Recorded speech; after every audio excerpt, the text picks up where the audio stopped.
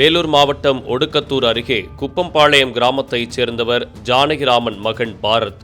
இவர் கேட்டரிங் முடித்துவிட்டு சென்னையில் தனியார் ஹோட்டலில் சமையல் மாஸ்டராக வேலை செய்து வருகிறார். இவருக்கு கடந்த 5 ஆண்டுகளுக்கு முன்பாக பெங்களூருவைச் சேர்ந்த நந்தினி என்ற பெண்ணுடன் திருமணமாகி 4 மற்றும் 3 வயதில் 2 பெண் குழந்தைகள் உள்ளனர். தாம்பரத்தில் குடும்பத்துடன் தங்கி வேலை பார்த்து வந்த பாரத் விடுமுறை தினங்களில் மட்டும் சொந்த ஊரான குப்பம்பாளையம் வந்து செல்வார். வழக்கம் போல் நேற்று முன்தினம் விடுமுறைக்கு ஊருக்கு வந்துள்ளார். அப்போது டிவிஎஸ் எக்ஸல் பைக்கில் நேற்று மாலை சுமார் 6 மணி அளவில் மனைவி மற்றும் ஒரு மகளுடன் குருவராஜபாளையம் பகுதியில் கடைக்கு சென்று பொருட்களை வாங்கிக் கொண்டு மீண்டும் வீடு திரும்பியுள்ளார்.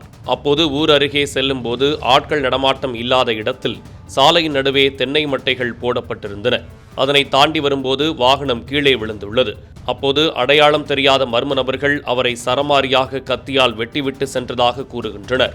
இதனையடுத்து தகவலறிந்த மாவட்ட எஸ்பி மயில்வாகனன் சம்பவ இடத்தில் விரைந்து சென்று பார்வையிட்டார். இதனைத் தொடர்ந்து கைரேகை நிபுணர்கள் தடயங்களை சேகரித்தனர். பின்னர் மோப்பநாய் வரவழைக்கப்பட்டு குற்றவாளி சென்ற இடத்தை அடையாளம் காண சுமார் 2 கிலோமீட்டர் தூரம் சென்று திசை தெரியாமல் நாய் நின்றது.